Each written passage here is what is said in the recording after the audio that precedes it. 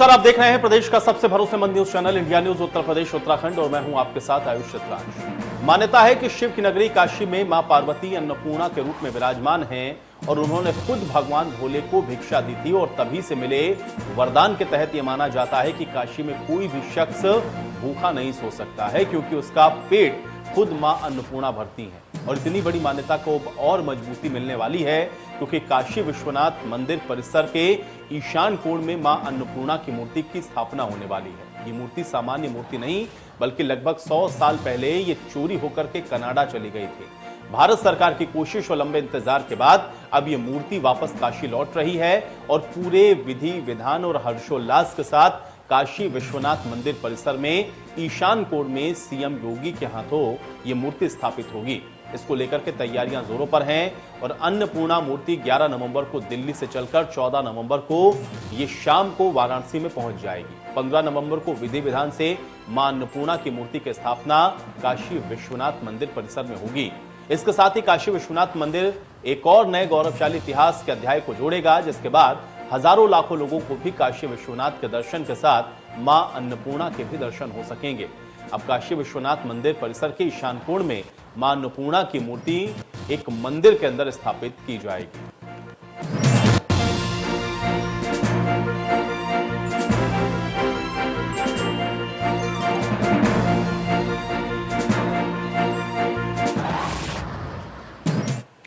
इस मूर्ति की स्थापना को लेकर के क्या कुछ कहा गया है, आइए आपको सुनवाते हैं।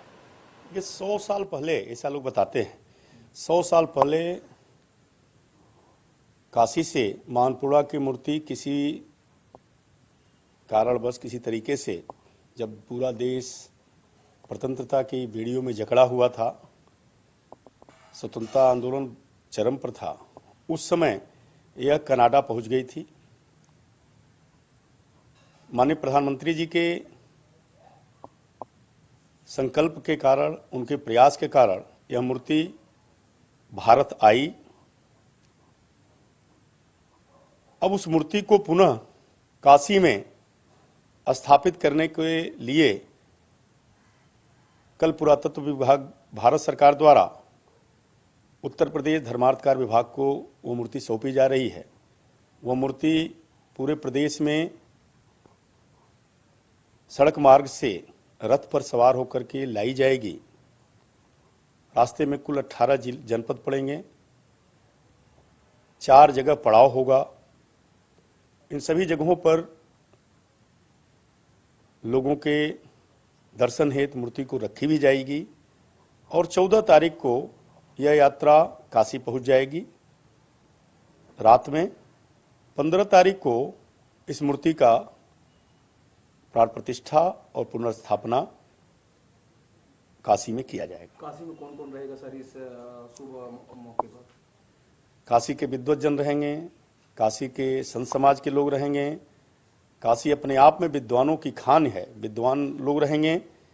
और हम लोग माननीय मुख्यमंत्री जी के कार्यक्रम को भी प्रस्तावित कर रहे हैं कि वो भी रहें।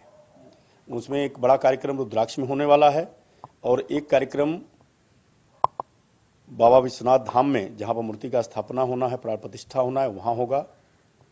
पूरी काशी और कह लीजिए पूरा देश, उत्तर प्रदेश माननीय प्रधानमंत्री जी के इस सांस्कृतिक रक्षा के कार्यक्रम को लेकर के अभिभूत है और सभी लोग माननीय प्रधानमंत्री जी को धन्यवाद दे रहे हैं, आभार व्यक्त कर रहे हैं।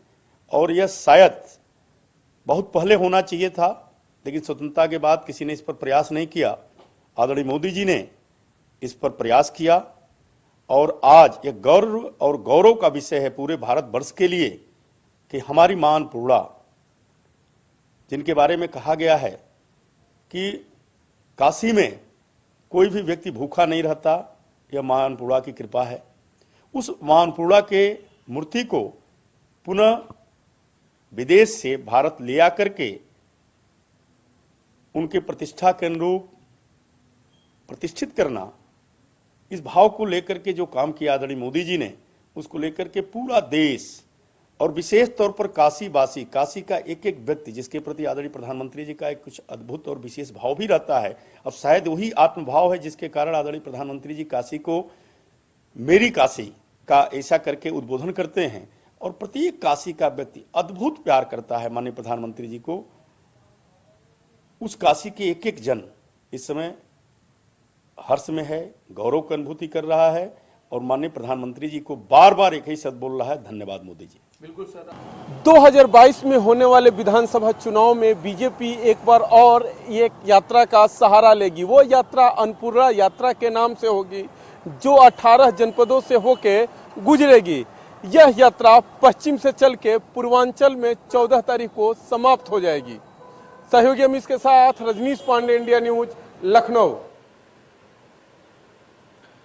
तो यूपी के कई शहरों से होकर के काशी यात्रा पहुंचेगी, जहां पर कनाडा से लाई गई मां अन्नपूर्णा की मूर्ति, जो कि पहले विदेश चली गई थी, उसको दोबारा से लाया जा रहा है, उसकी पुनर्स्थापना की जाएगी और 15 नवंबर को काशी में मूर्ति की स्थापना होनी है। और ये 15 तारीख तक, जब तक काशी पहुंचेगी, उस बीच में भी कई कार्यक्रम, क्योंकि ये मूर्ति कई जगहों से होते हुए गुजरेगी। उत्तर प्रदेश के भी कई जनपद हैं जो कि इसके बीच में इस रास्ते में आएंगे, वहां पर भी कार्यक्रमों का आयोजन किया गया है। तो अब कनाडा से भारत मां अन्नपूर्णा की ये मूर्ति लाई गई है, जिसकी स्थापना होनी है।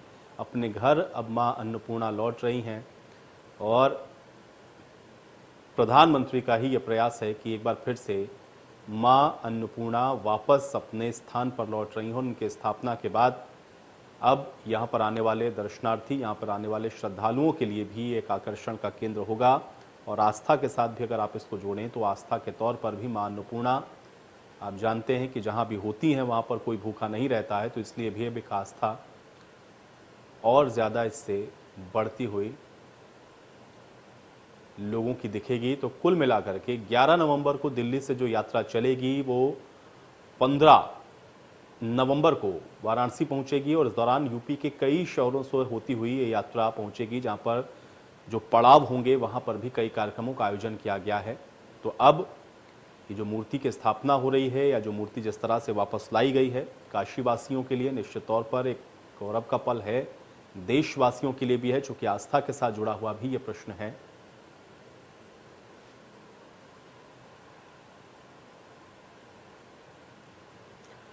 और चलिए अब आपको सीधे ले चलेंगे। मुख्यमंत्री योगी आदित्यनाथ छठ पर्व के अवसर पर पहुंचे हुए हैं घाट पर, देखते हैं वहां पर क्या कुछ हो रहा है, तस्वीरों के जरिए सुनिए।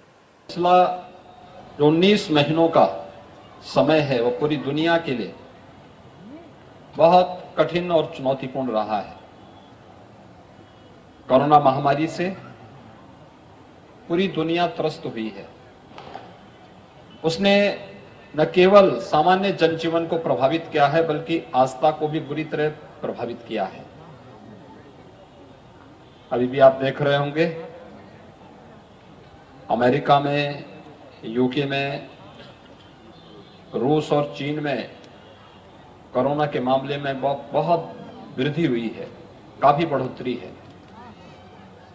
लेकिन भारत में आप सबकी आस्था के सामने कोरोना स्पष्ट होता हुआ दिखाई दे रहा है।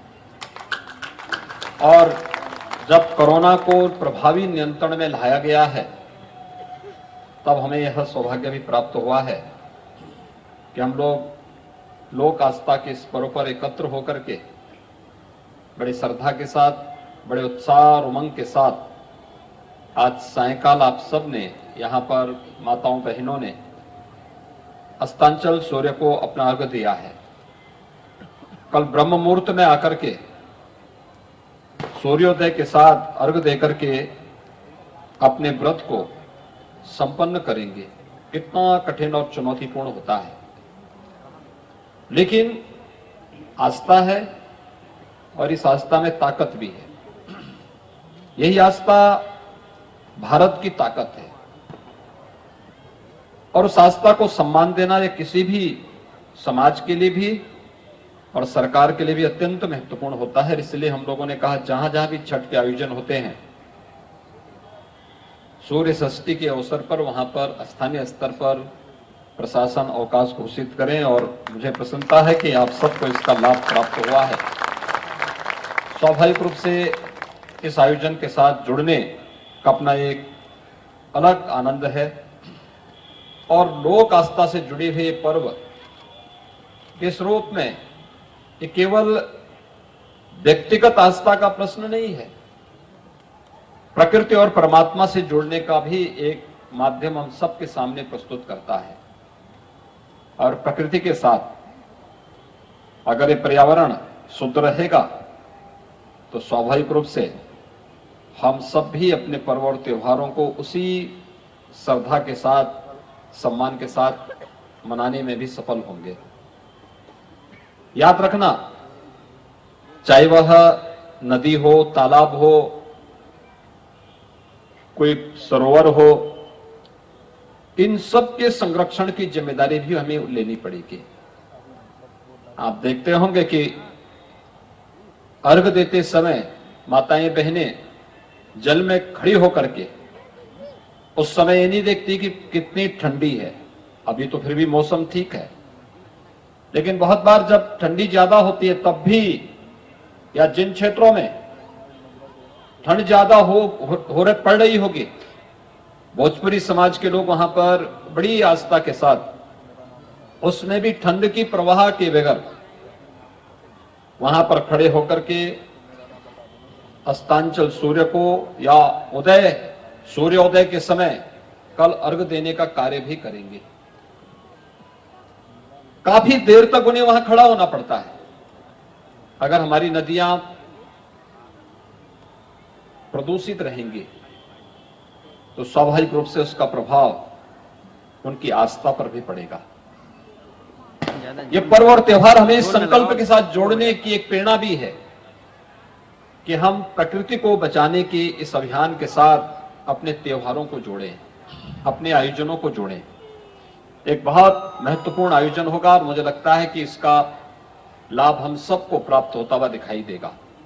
इसलिए प्रकृति पूजन के साथ हम अपनी लोक आस्था के इन पर्वों को जोड़ पाएंगे तो न केवल वर्तमान के लिए बल्कि अपने आने वाले भविष्य के लिए भी हम एक बेहतर अवसर दे पाएंगे। आज के इस अवसर पर मैं आप सबको छठी मैया की कृपा आप सबके ऊपर बनल रहे, सबके जीवन खुशहाल रहे, आप सबके जीवन में उत्साह और उमंग बनल रहे। परिवार खातिर कठिन व्रत रखने वाली माता और बहन लोगों के मेरी तरफ से विशेष मंगल कामना। आप सबको सूर्य षष्ठी की हार्दिक बधाई और शुभकामनाएं। धन्यवाद। जय हिंद। बहुत बहुत धन्यवाद सर, जोरदार तालियों के साथ हम स्वागत। तो छठ पर्व पर आप देख रहे थे कि मुख्यमंत्री योगी आदित्यनाथ पहुंचे हुए थे, जहां पर उन्होंने एक बार फिर से सभी को छठ पर्व की शुभकामनाएं दी हैं। साथ ही साथ प्रकृति के साथ भी उसको कैसे जोड़ना है, ये बात मुख्यमंत्री के द्वारा कही गई। और आज सवाल तो बनता है, मैं एक बार फिर से वापस लौटेंगे। आपको बता दें कि मां अन्नपूर्णा की मूर्ति की एक बार फिर से पुनर्स्थापना काशी में होने वाली है, जो कि 15 तारीख को पहुंच जाएगी। और इस दौरान कई कार्यक्रमों का भी आयोजन किया जाएगा, क्योंकि ये यात्रा दिल्ली से होते हुए जब लखनऊ पहुंचेगी तो उत्तर प्रदेश के अंदर कई जगहों से ये यात्रा गुजरेगी। और अब अन्नपूर्णा माता की जब मूर्ति की स्थापना होगी तो इसके क्या मायने समझे जाएं और उसको किस तरह से देखा जाए, इसी पर चर्चा करते हैं। फिलहाल कुछ मेहमान मेरे साथ जुड़ गए, उनका परिचय मैं आपके साथ करवा देता हूं। एसएन सिंह जी हमारे साथ जुड़ गए हैं, प्रवक्ता हैं भारतीय जनता पार्टी के। एसएन सिंह जी, बहुत स्वागत है आपका। उमाशंकर राजभर जी हमारे साथ जुड़े हुए हैं, प्रवक्ता है एसबीएसपी के। उमाशंकर राजभर जी, आपका भी स्वागत। और पुष्पेंद्र श्रीवास्तव जी हमारे साथ जुड़े हुए हैं, प्रवक्ता है आम आदमी पार्टी के। पुष्पेंद्र जी, आपका भी स्वागत है। एसएन सिंह जी, सबसे पहले इस चर्चा की शुरुआत मैं आपसे ही करूंगा, क्योंकि बहुत इंतजार करना पड़ा, एक लंबा इंतजार हुआ। मां अन्नपूर्णा की मूर्ति जो कि कनाडा चली गई थी, वह वापस आ रही है, काशी में उसकी स्थापना होगी और कई कार्यक्रमों का आयोजन है। इसको किस तरह से देखा जाए, आपका पहला रिएक्शन मैं इस पर चाहूंगा। देखिए, पहले तो आपके माध्यम से इंडिया न्यूज के सभी दर्शकों को छठ पर्व की हार्दिक शुभकामनाएं। दूसरा, आपने बड़ा आज अच्छा विषय रखा। मां अन्नपूर्णा की मूर्ति आजादी के पहले 100 साल पहले भारत से चुरा के कोई लेके चला गया था और कई हाथों से होते हुए वो कनाडा पहुंच गया था। देखिए, कार्तिक का महीना हिंदुओं का बहुत सारा पर्व कार्तिक के महीने में होता है। इस समय कार्तिक के महीने में गंगा स्नान, ध्यान, शिव पार्वती का पूजन, इस तरह से बहुत सारे कार्यक्रम किए जाते हैं। और ऐसे पवित्र महीने में मां भगवती की मूर्ति का मिल जाना सबके लिए बड़े ही खुशी और हर्ष का विषय है। काशी में भगवती जो है वो मां अन्नपूर्णा के रूप में विराजमान है। वहां जो मां पार्वती है वो अन्नपूर्णा के रूप में विराजमान है।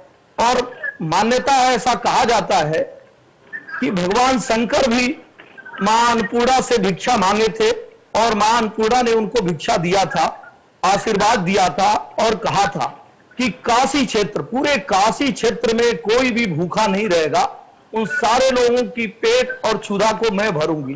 और तब से ये मान्यता चलती आ रही है। लेकिन आप देखिए, ऐसे अन्नपूर्णा भगवती की मूर्ति, दुर्लभ मूर्ति, बहुत दिन से थी ही नहीं। वहां के लोग चाहते थे कि ये मूर्ति मिल जाए और आदरणीय प्रधानमंत्री जी के प्रयास के द्वारा आज वो मूर्ति पुनः वाराणसी में स्थापित की जा रही है। ये बहुत ही हर्ष और खुशी का विषय है। उमाशंकर राजभर जी, ये जो मूर्ति वापस आ रही है, जिसकी स्थापना हो रही है, इसको आप किस प्रकार से देखते हैं और क्या लग रहा है कि प्रधानमंत्री के प्रयास से ही ये सफल हो सका है? हाँ, बोलिए बोलिए, क्या बोल रहे हैं? उमाशंकर राजभर जी, ये मां अन्नपूर्णा की मूर्ति जो कि बनारस आ रही है, दोबारा से स्थापित होगी मंदिर के अंदर, इसको आप किस प्रकार से देखते हैं और क्या प्रधानमंत्री का कंट्रीब्यूशन है इसके पीछे? आप इसको इस तरह से देखेंगे?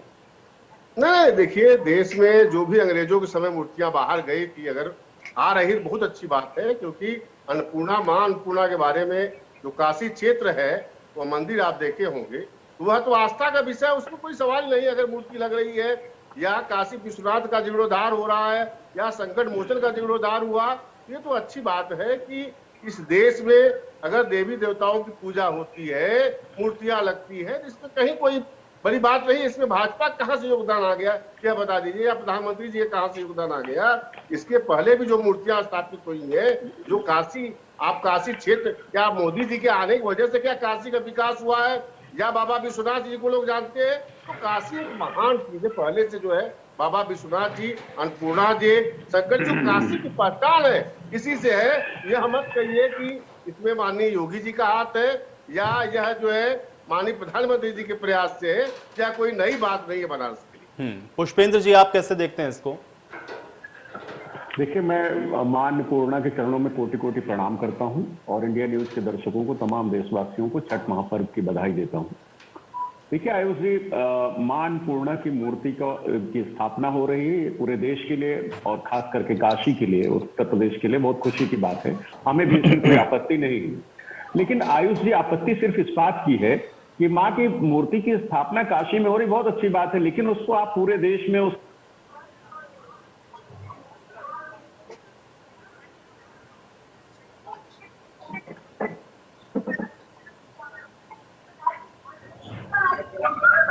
चलिए पुष्पेंद्र जी, मुझे लग रहा है कुछ तकनीकी समस्या है, आपकी ऑडियो मुझ तक नहीं आ रही है।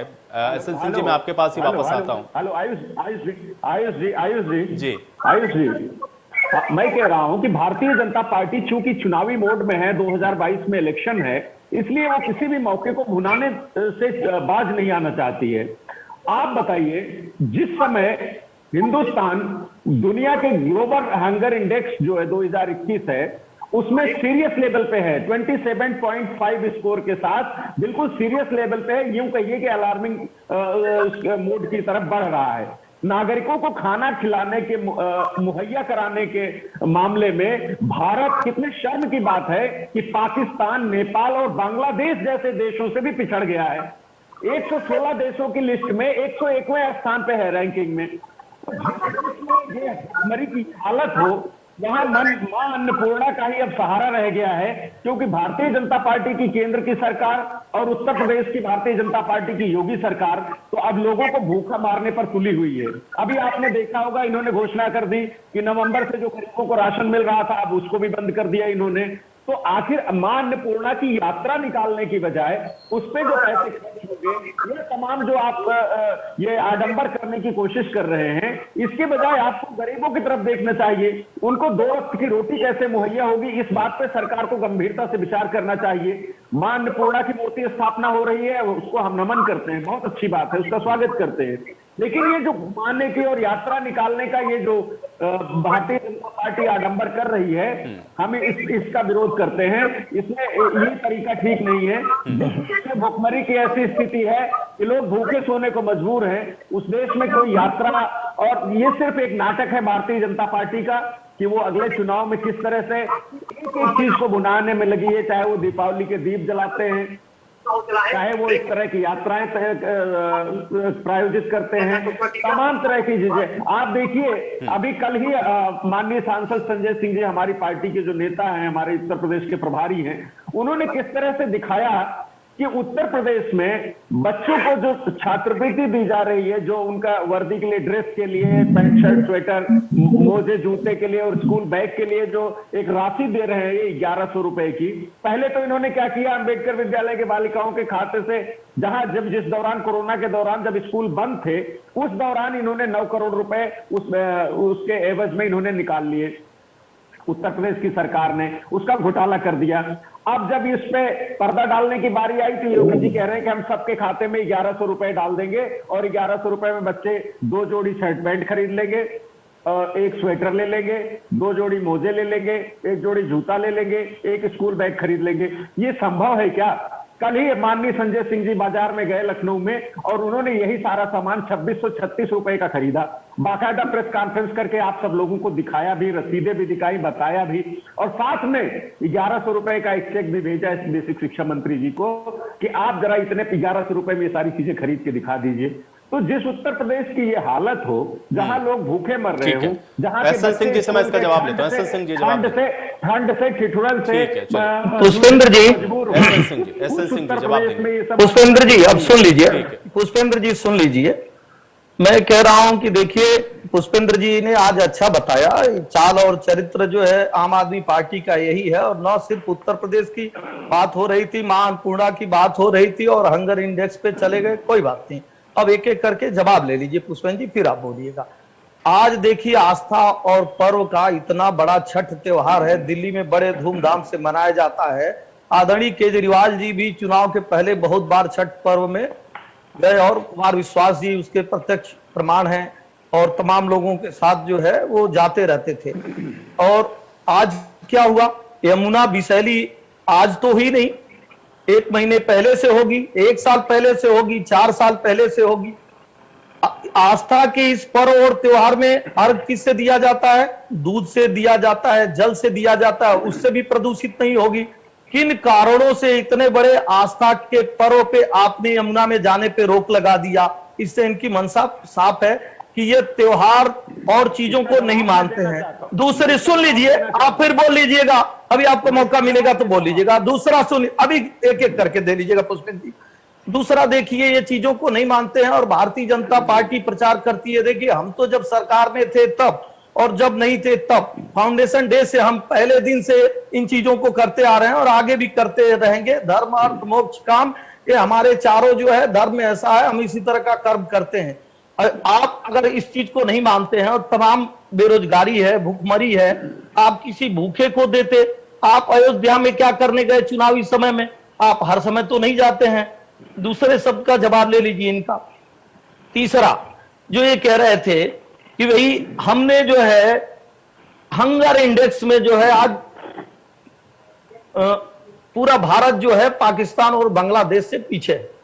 अगर विदेश की कोई संस्था मोदी जी को नंबर 1 बताती है तो आप कहते हैं कि ये तो ऐसे बनवाया हुआ है। हंगर इंडेक्स किसने बनाया? एक प्राइवेट संस्था ने बनाया, जिसके रिपोर्ट पे बवाल हुआ और भारत सरकार ने उसको सिरे से खारिज कर दिया। आप देख रहे हैं। अब आइए चौथे इनके जवाब पे, लेके जवाब दे दे फिर हम अपने बारे में बता देंगे। चौथा इन्होंने कहा खाद्यान्न पे। भाई इनकी सरकार खाद्यान्न पे दिल्ली में कब तक देगी ये इसको बता दें। उत्तर प्रदेश की सरकार ने कहा है कि हम अभी बंद नहीं कर रहे हैं। केंद्र के सरकार के द्वारा जो योजना चल रही थी वो बंद हो रही है। उत्तर प्रदेश सरकार मार्च तक 15 करोड़ गरीबों को लगातार ये सेवा प्रदान करती रहेगी। चौथी बात हो गई। पांचवी बात देखिए, हर चीज में इनको तकलीफ है। अगर कुंभ होता है तो इनको तकलीफ हो जाती है। वाराणसी का डेवलपमेंट होता है। हमारे एक बड़े भाई अभी कह रहे थे कि बनारस पहले से भी वैसा था। आप जाके देख लीजिए, क्या बनारस पहले से वैसा था? क्या बनारस नहीं बदला है? बनारस कितना साफ सुथरा हुआ है, बनारस किस तरह का शहर हुआ है, आप देख लेंगे। मथुरा में कुछ होता है तो दिक्कत हो जाती है। दीप दीपोत्सव का अभी देखे आपके सामने इन्होंने कहा कि ये लोग दीप दीपोत्सव करते हैं, ये रंगोत्सव कार्यक्रम करते हैं। अरे भाई यही हमारी धर्म है, यही हमारी संस्कृति है, यही हमारी आस्था है, यही भारत का केंद्र बिंदु है। हम दूसरे के धर्म का सम्मान करेंगे, लेकिन अपने धर्म का सम्मान सिर्फ इसलिए ना करें केवल एक तुष्टीकरण के लिए कि हमारा वोट कट जाएगा। भारतीय जनता पार्टी कभी ऐसा लेकिन नहीं एसएन करेगी। सिंह जी, इसमें सवाल यह था कि मूर्ति लाने का क्रेडिट कैसे भारतीय जनता पार्टी को मिलेगा। इससे पहले भी बहुत सारी ऐसी मूर्तियां रही जो बाहर गई, वो आने का सिलसिला रहा और अपनी अपनी जगह पे स्थापित होती रही। ये मूर्ति लाने का क्रेडिट कैसे भारतीय जनता पार्टी को मिलेगा, और इसके साथ जो आयोजन कर रहे हैं उसको लेकर के सवाल है। देखिए, हम केवल यही आयोजन नहीं कर रहे, हम अगर आप जवाब देना चाहे तो आप दें। हम केवल यही आयोजन नहीं कर रहे हैं, हम तो एक दिव्य कुंभ, भव्य कुंभ तो पहले भी होता था, लेकिन हम उसमें भव्यता ले आते हैं, हम दिव्यता ले आते हैं। हम 4 धाम की रेल हवाई सेवा शुरू की है, हम काशी विश्वनाथ कॉरिडोर बनवा रहे हैं। हम जो है 4 वर्षों में जो रक्षाबंधन पर्व मनाया गया था उस पर महिलाओं को बस से सुविधा नहीं दी गई थी, हम वो कर रहे हैं। हम यूपी में रंगोत्सव, दीपोत्सव, कृष्ण जन्मोत्सव धूमधाम से मना रहे हैं, ये पहले नहीं होता था। हम रामायण सर्किट, कृष्ण सर्किट बनवा रहे हैं। कैलाश मानसरोवर में हम भवन का निर्माण करा रहे हैं। हम केवल मस्जिद मंदिर पे नहीं जा रहे हैं, हम सबके साथ, सबके विकास, सबके विश्वास की बात कर रहे हैं। लेकिन ये हमारा धर्म है। आज मां अन्नपूर्णा भगवती देवी की स्वरूप है, आज वो आ रही है तो इसमें खुशी होनी चाहिए, सबको स्वागत होना चाहिए। अगर हम स्वागत कर रहे हैं तो हम आज नहीं कर रहे हैं, ये हम सदियों से करते आ रहे हैं, यही हमारी परंपरा है। ठीक है, उमाशंकर राजभर जी, उमाशंकर राजभर जी। आयुष जी, मैं जवाब दे दूं। पुष्पेंद्र जी आऊंगा, पहले उमाशंकर राजभर जी से मैं एक रिएक्शन ले लेता हूं। उमाशंकर राजभर जी, बोलिए बोलिए आयुष बोलिए। उमाशंकर राजभर जी, एसएन सिंह जी कह रहे हैं कि आपने शायद काशी को देखा नहीं है, वो कितनी बदल गई है। भैया, हम काशी से ही आ रहे हैं, जरा उनको पूछिए मित्र को कि काशी का एक भी कोई काम बता दीजिए ना। जो हाईवे 4 लेन की वो बात करते हैं, जो काशी से अगर अयोध्या को जोड़ने की बात करते हैं, काशी से जौनपुर आप देख लीजिए, काशी से गोरखपुर देख लीजिए, काशी से गाजीपुर देख लीजिए। 7 साल हो गए, एक भी 4 लेन वो जो शिलान्यास किए थे, कर दीजिए उसका उद्घाटन किया हो। 7 साल हो गया, यही काशी का विकास है ना जो आप बात कर रहे हैं। जो है काशी में अभी तक 7 साल में प्रधानमंत्री जी बता दे, यही हमने काम किया है, कोई एक भी काम। और दूसरी बात आयुष जी मैं बता दूं, जुलाई के महीने में जो एक क्रूज की बात कर रहे थे, पूछिए जुलाई महीने में जब बाढ़ आई थी, जो बालू निकाला जा रहा था उस बाढ़ के साथ बह गया, यानी काशी जी गंगा जी के साथ में वह मोदी जी का पूरा धन उसमें यानी पैसा बह गया, उस पर आप ध्यान नहीं देंगे। तो काशी के जो विकास की बात करते हैं, 7 साल हो गया, 7 साल में आप क्या चाहिए वो बताइए ना। आप केवल रिंग रोड बता दीजिए, केवल बाबतपुर एयरपोर्ट से जो बनारस का आप दिखाते हैं, रिंग रोड के सिवा आप कुछ नहीं कंप्लीट कर पाए हैं, वो भी रिंग रोड। राजा तालाब से जो अभी चालू हुआ है संदहा तक, संदहा के बाद जो जा रहा है मुगल सराय, क्या उसको आपने चालू किया है क्या? तो यह 7 साल हो गया भैया। कितना बार आप एक ही चीज पे वोट लेना, आपने 14 में लिया, 19 में लिया, 17 में लिया, कितना बार आप एक ही विषय पे वोट लेना चाह रहे हैं, यह बता दीजिए। जो काशी का विकास की बात करते हैं, नहीं, काशी का विकास तो 14 के बाद शुरू हुआ, नहीं 14 में तो नहीं लिया उस पर। हाँ, ये कह सकते हैं 17 और 19।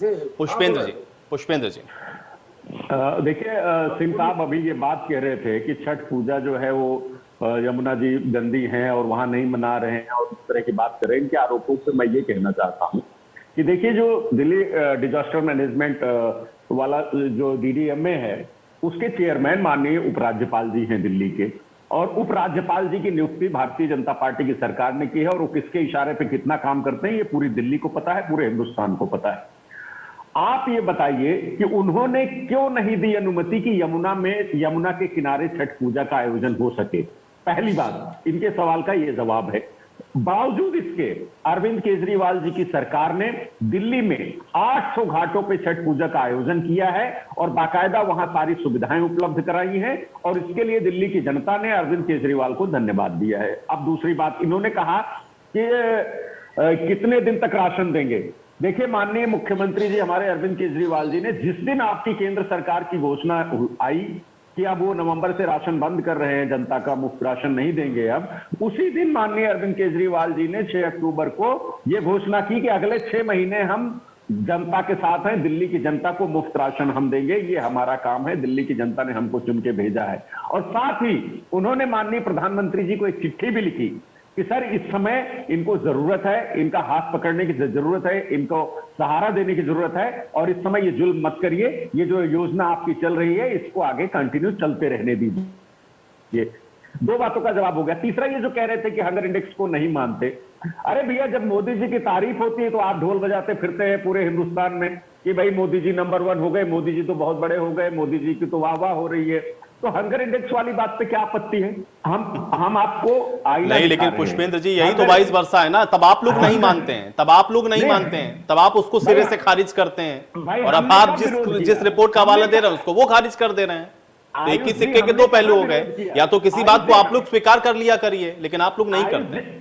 आयुष जी हमने कहा विरोध किया, आप खूब गाते रहिए, खूब बजाते रहिए कि मोदी जी पूरे विश्व में डंका बज रहा है उनका, लेकिन हिंदुस्तान की जनता तो देख रही है ना, जो भूखे पेट सोने को मजबूर है, जो पेट्रोल 100 रुपए के पार खरीद रही है, जो सरसों का तेल 250 रुपए लीटर खरीद रही है, ये जनता देख नहीं रही क्या? आप मोदी जी आप बताते रहिए, डंका पीटते रहिए कि मोदी जी की तो बड़ी वाह वाह हो रही है, लेकिन हिंदुस्तान के लोग तो इस बात को समझ रहे हैं ना, जिनको खाने का निवाला नसीब नहीं हो रहा, जिनके रोजगार छिन गए हैं, वो इस बात को नहीं जानते क्या?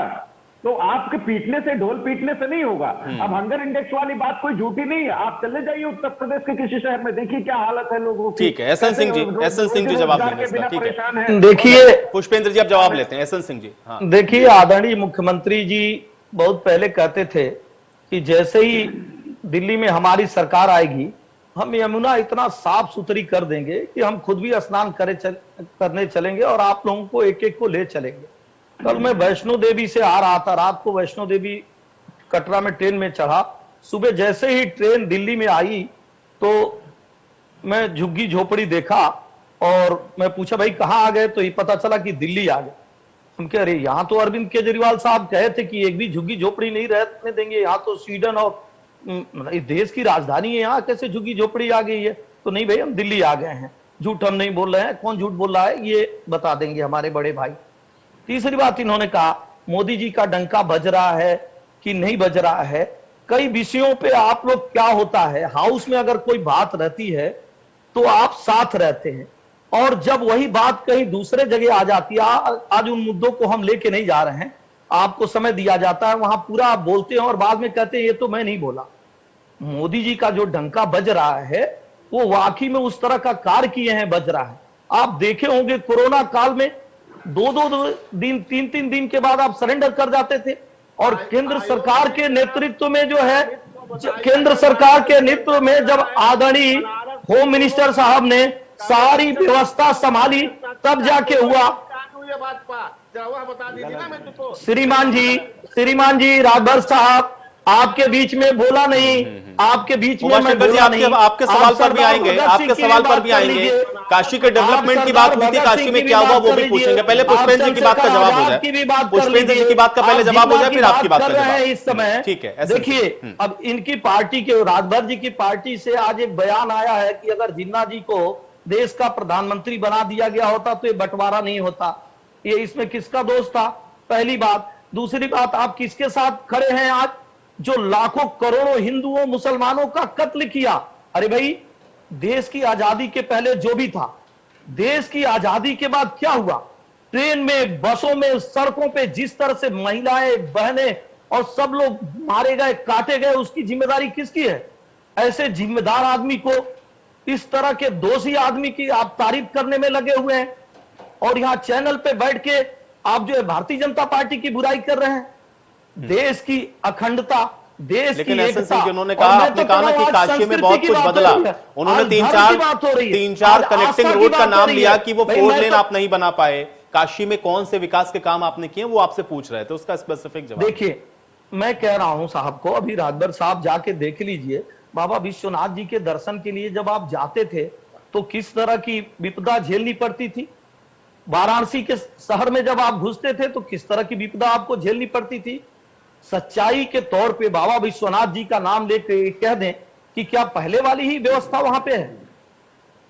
क्या काशी बदला नहीं है? वहां की सड़कें चौड़ी नहीं हुई हैं? अगल बगल में जो भवन था उनको सबको कहीं दूसरे जगह नहीं बसाया गया है? क्या वहां सौंदर्यीकरण नहीं हुआ है? हम न सिर्फ काशी, मथुरा में आप जाके देखिए, जो परिक्रमा होता था गोवर्धन जी में, वहां जाके आप देख लीजिए। अयोध्या में जो कार्य हो रहा है वहां जाके देख लीजिए। मैं तो हर जगह का कह रहा हूं। आप संत कबीर नगर जाके देख लीजिए, आप गौतम बुद्ध नगर जाके देख लीजिए। भारतीय जनता पार्टी शुरू से ही अपने धर्म के प्रति धर्म में आस्था रखती है। हम क्षणिक विश्वास करने वाले व्यक्ति नहीं हैं कि कुछ महीने हम टीका लगाएं, कुछ महीने हम जनेऊ धारण करें और कुछ महीने हम न जनेऊ धारण करें। आप देखे होंगे अभी 10 दिन पहले एक फोटो आया, उस पे मनीष सिसोदिया और केजरीवाल जी पे टिप्पणी हो रही है। अरे भाई, इस तरह का आप भगवा धारण कर लिए हैं, इससे तो आपके वोट कट जाएंगे। भारतीय जनता पार्टी इस तरह की राजनीति नहीं करती है। हम दोबारा आपको रिपीट कर रहे हैं, पहले दिन से हमारी नीति और नियति स्पष्ट है। उमाशंकर राजभर जी। आयुष जी, उमाशंकर राजभर जी कह रहे हैं काशी विश्वनाथ को ध्यान में रखते हुए आप इस बात को बताइए, क्या आप ये कह सकते हैं कि वाकई में काशी में कुछ नहीं बदला? कतई नहीं बदला है। 7 साल में उनको पूछ लीजिए, 12 से 14 तक, 14 से पहले वहां के यादव करके डीएम आए थे। जो रोड का विस्तार हुआ उस समय यादव जी जो डीएम थे, यानी अखिलेश जी के समय के हुआ था। और दूसरी बात मैं बता दूं, जो सिग्नलिंग व्यवस्था थी उसी समय शुरुआत हो गई थी। तो एक काशी का आप कॉरिडोर बनाते थे, क्या पूरे बनारस का विकास हो जाएगा क्या? 7 साल में मैंने आपको क्या गिनाया कि आप काशी से गाजीपुर जोड़ रहे थे, जोड़े क्या? आप पूछ लीजिए, शिलान्यास किया तो उद्घाटन किए क्या? गाजीपुर से गोरखपुर जो, काशी से गोरखपुर जोड़ रहे थे, क्या पूरा हुआ क्या? काशी से जौनपुर जोड़ रहे थे, क्या पूरा हुआ क्या? उनसे पूछिए, 7 साल हो गए, क्या काशी कॉरिडोर पे केवल एक ही चीज पे आप, मैंने कहा कितना बार आप वोट लेंगे ये बता दीजिए ना। 7, आप तो कांग्रेस को यही कह रहे थे ना, उन्होंने 60 साल कहा, आपको 60 महीने दे दीजिए। 60 नहीं, आप सोच लीजिए ना आयुष जी, कितना महीना हो गया उनको? 7 साल हो गया। 7 साल में उनको पूछ लीजिए कि 84 महीने में क्या विकास किया है? केवल काशी कॉरिडोर बनाने से काशी का विकास हो जाएगा? आप रोजगार की बात क्यों नहीं करते? दूसरी बात, मित्र हमारे जिन्ना की बात कर रहे थे, जरा मित्र से यह पूछिए कि जब आडवाणी ले जा करके जिन्ना के, पाकिस्तान में जिन्ना के मजार पे चादर चढ़ा के आ जाते हैं, तब वह चल जाता है। जब कश्मीर में पीडीपी के साथ सरकार बना लेते हैं, तब वह चल जाता है। अगर ओम प्रकाश राजभर यह बात कर रहा है कि नहीं, अगर जिन्ना रहे होते, यानी जिन्ना जे, यानी आप इस बात को आप ध्यान रखिए, अगर एक मुसलमान को आप बना दिए होते तो आज भारत बंटवारा नहीं, जिस अखंड भारत की आप भाजपा बात करती है, यानी अफगानिस्तान को भी आप अपना कहते हैं, बांग्लादेश को भी अपना कहते हैं, बर्मा को भी अपना कहते हैं, श्रीलंका को भी अपना कहते हैं। अगर यही बात जिन्ना को आप बना दिए होते तो आज भारत का बंटवारा नहीं होता। आप जैसे कट्टरपंथियों की वजह से आज जो भारत का पुनः बंटवारा, आप बता दीजिए, अगर यही कट्टरपंथी रहे, यही आप लोगों की रही, तो पुनः बंटवारा हो जाएगा। आप जैसे लोगों की वजह से। हमारा तो इतिहास रहा है, हमने भारत को एक किया है 400 साल तक। वही जो महाराजा सुहेलदेव राजभर की बात कर रहे थे, उनको पूछिए, जब अयोध्या पर अगर आक्रमण मुगलों ने किया है तो महाराजा सुहेलदेव राजभर जाकर के वहां उनको बचाने का काम किया है। 400 साल हमने अगर शासन किया है हिंदू के नाम पे, लेकिन हिंदू के नाम पे आयुष जी मिला क्या है? आज बता दीजिए ना। 75 साल स्वतंत्रता को हो गया, 81 साल, यानी आप सोचिए कि हमको मिला क्या? हमको हिंदू, जब वोट लेने की बात आती है तो आप तो कहते हैं अति पिछड़ा दलित, यह हिंदू हो जाता है। वोट के बाद आप क्या कहते हैं? जो आश्वासन दिए हैं एक भी आप पूरा नहीं करते, तब तो वो हिंदू भूल जाता है। तब वह राजभर पाल बिन चौहान केवट मला हिंदू नहीं रहता है। तब आप वोट की याद आती है तो आपको सबको हिंदू बनाने का काम करते हैं। तो मेरे मित्र आप ध्यान रखिए, 22 में आपको जनता जो परेशान है, युवा बेरोजगारी से परेशान है, गरीब जो है महंगाई से परेशान है, तो आपको छोड़ने वाला नहीं है। 22 में इस बात को मेरे मित्र ध्यान रखिएगा कि बाबा योगी महाराज को गोरखपुर मठ में केवल धुआं छोड़ने के सिवा कुछ नहीं जनता छोड़ने वाली है। जाकर के गोरखपुर मठ में धुआं छोड़े, इसके अलावा कुछ नहीं कर सकते हैं। ठीक है, पुष्पेंद्र जी। भारतीय जनता पार्टी के हमारे मित्र एसएन सिंह जी अभी कह रहे थे कि केजरीवाल जी अयोध्या गए थे और उस पर सवाल उठा रहे थे। मैं आपको बताना चाहता हूं सिंह साहब कि अरविंद केजरीवाल जी, आम आदमी पार्टी किसी भी तरह की धार्मिक राजनीति नहीं करती। आप सबको मालूम होगा कि सुल्तानपुर में उनका एक केस था, उसमें गए थे वो, और वहां से अयोध्या चूंकि बिल्कुल बगल में ही है तो इसलिए उन्होंने रामलला के दर्शन किए। इसमें मुझे लगता है कोई गुनाह नहीं किया उन्होंने, और इसके लिए भारतीय जनता पार्टी की परमिशन की भी जरूरत नहीं। ये तो हो गई उनकी बात। दूसरी बात मैं ये कहना चाहता हूं कि आम आदमी पार्टी को धार्मिक राजनीति, जिस तरह से भगवान राम के नाम पे भारतीय जनता पार्टी राजनीति करती है, वो राजनीति कम से कम आम आदमी पार्टी नहीं करती, ना उसको इसकी जरूरत है, ना भविष्य में कभी करेगी। क्योंकि हम करते हैं मुद्दों की राजनीति, हम करते हैं आम आदमी की जो मूलभूत जरूरतें हैं उसकी बात करते हैं, हम बात करते हैं उनको फ्री बिजली की, हम बात करते हैं उनको फ्री शिक्षा की, हम बात करते हैं कि आम आदमी को किस तरह से मुफ्त इलाज मिले और सही ढंग से और तुरंत इलाज मिले। तो ये हमारे मुद्दे हैं, इसी पे हम काम करते हैं, इसी पे चुनाव लड़ते हैं और इसी पे जनता हमारे साथ आती है। और अगर आपको यकीन ना हो, आप भूल रहे हो, तो मैं आपको याद दिला दूं कि पिछले 3 चुनाव में दिल्ली में भारतीय जनता पार्टी को किस तरह से दुर्गति की है दिल्ली की जनता ने, ये आपसे छुपा नहीं, आपको बेहतर तरीके से सिंह साहब पता होगा। दूसरी बात मैं आपको कहता हूं कि भारतीय जनता पार्टी धर्म की राजनीति का सहारा इसलिए लेती है क्योंकि बाकी चीजों में फेल हो जाती है। आप देख लीजिए पिछले 4.5 साल में उत्तर प्रदेश की लॉ एंड ऑर्डर की व्यवस्था कैसी है।